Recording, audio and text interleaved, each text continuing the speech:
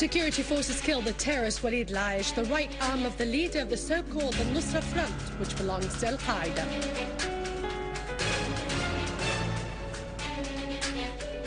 Border guards foil attempts by terrorists to smuggle gangsters and weapons from Lebanon and Turkey.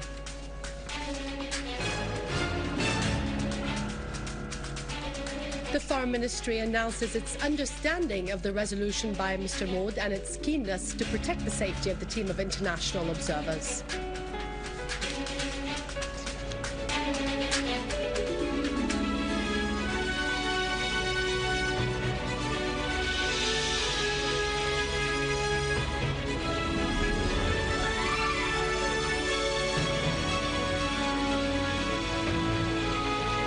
Good afternoon, welcome to News Bulletin. I'm Dania Nizam.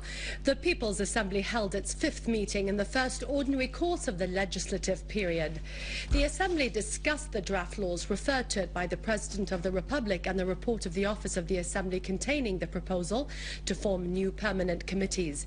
During the meeting, members of the Parliament suggested forming 4 new committees relating to public freedom, human rights, the rights of women, children, family and youth, in addition to freedom of the press, printing and publishing.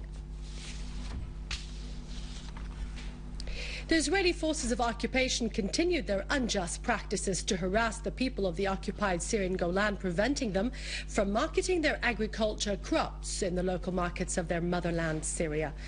The Golan people said that such Zionist measures were not new. The Israeli forces of occupation detained the chairman of the Committee of Marketing Golan apples 5 years ago. This was a collective punishment to the Golan people who insisted on continuing their deep and extensive contacts with their homeland. Such Zionist violations would never prevent them from continuing to cling to the land and to protect it from the mercenary Zionist settlers who come from the 4 corners of the world to plunder the wealth of our homeland in both Palestine and the Golan.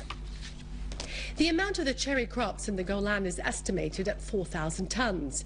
The Zionist middlemen tried to manipulate prices in order to deprive Arab farmers from the benefits of their hard work in the land of their ancestors.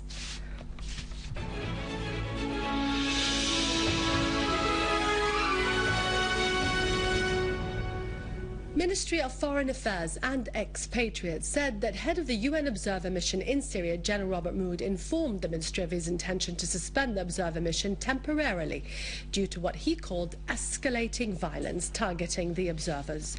The ministry said that it has informed General Mood of its understanding of his decisions, especially those related to the safety of observers and the implementation of their tasks. The ministry indicated that armed terrorist groups have escalated their criminal attacks since Annan's plan was signed, even attacking the UN observer mission and posing a threat to their lives.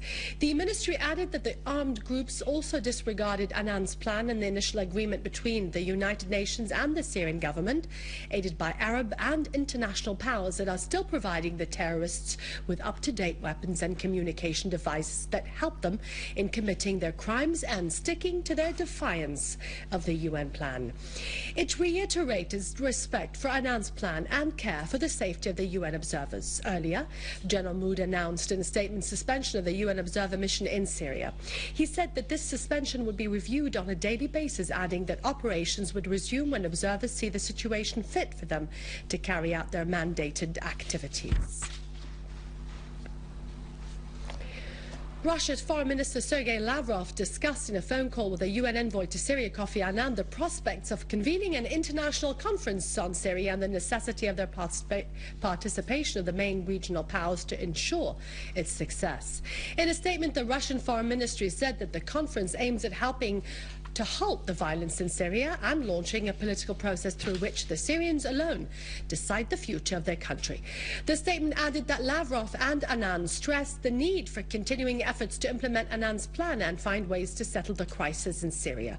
Lavrov voiced support for the UN supervision mission in Syria as an essential factor to achieve stability, calling on all sides to ensure the safety of the observers and to closely cooperate with them.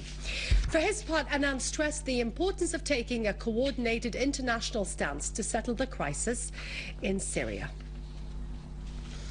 In Kafar Zayta in the Hama countryside, a suicide terrorist detonated a booby-trapped car full of explosives near Al-Hal market.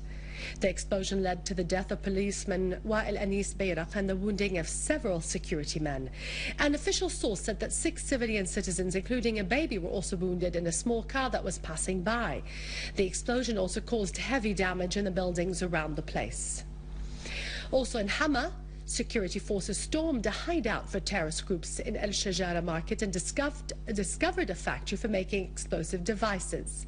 The authorities seized explosive materials, hand bombs, anti-gas masks, gas cylinders, and up-to-date communication devices. A terrorist gang murdered the dermatologist Dr. Marwan Lali in Deir ez-Zor. A source in the governorate said the terrorists blocked the way of the doctor's car and opened fire, killing him instantly. Syrian border guards foiled an infiltration attempt by an armed terrorist group into Syrian territories near a Zof area in Idlib countryside. A source in the governorate said that border guards clashed with the terrorists, killing and wounding a number of them while others fled to the Turkish territories. The security forces last night foiled an attempt to smuggle an armed terrorist gang into Syria from the Lebanese territory in the area of Al-Kalakh near the village of Al-Armuta, killing all the gangsters. The security forces also foiled similar attempts in the Tel Kalakh countryside and clashed with the terrorists, killing a number of them and wounding several others. The remaining terrorists escaped into Lebanon. Authorities have managed to foil terrorist groups' infiltrations to Syria from the Lebanese territories in different areas in Homs governorate. The infiltration attempts were at Al-Jura area in Qusayr countryside, where authorities managed to kill 6 terrorists and wound 4 others, while the remaining members of the group fled to Lebanese territories. Similar incidents have taken place in Halat, Aziziyah and Arida in Tel Kalakh countryside, as ambulance vehicles were seen carrying the injured members of the terrorists inside Lebanon. In eastern Aleppo, terrorists blew up a booby-trapped pickup vehicle loaded with a large amount of explosives near the Transport Directorate in El-Naqarin. The explosion led to huge material damage. The losses were estimated at 40 million Syrian pounds. In cooperation with local security forces, stormed a hideout for terrorists in Damascus countryside, clashed with them and killed terrorist Walid Ahmed Al-Ayesh, the leading figure of Jabhat al-Nusra in Al-Qaeda. Terrorist Al-Ayesh planned all the terrorist explosions that took place in Damascus.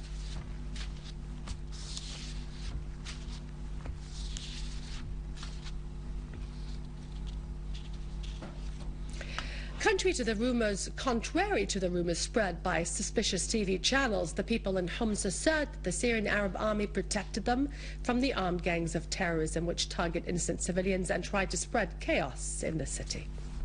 We have already come from Al-Kafrun resort. Thanks God, the road is good. Thanks to the army, they are doing their job very well. They are protecting us. But certain armed groups are responsible for all the kinds of destruction. We are bound to our houses because of them. I'm a government employee and I go every day to the exam centers to do my observation. Life is as normal as it has ever been. I've just come from my doctor's. I was able to move in all the quarters of Homs. I'm a taxi driver. The smuggling of money and weapons from regional and western states into Syria to support the terrorist gangs exposed the lies of these states, which claim to be keen on finding a peaceful solution to the crisis. There are daily violations of international norms and a clear contradiction between words and deeds.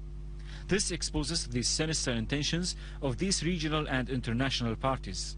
The British paper, the Daily Telegraph, exposed secret meetings in Washington last week between representatives of the so-called Free Army and American officials, including Robert Ford, former American ambassador in Syria, to support the terrorists with heavy weapons, including land-to-air missiles, with the knowledge and collusion of the Obama administration.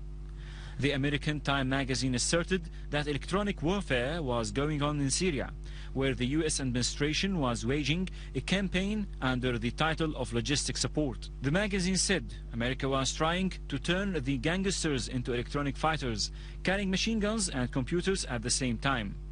The magazine asserted that Washington was involved in the conflict through an unseen line, denying that it was arming the opposition, while in fact it continued to provide them with support and technological training through the so-called the Institute of War and Peace and Freedom House.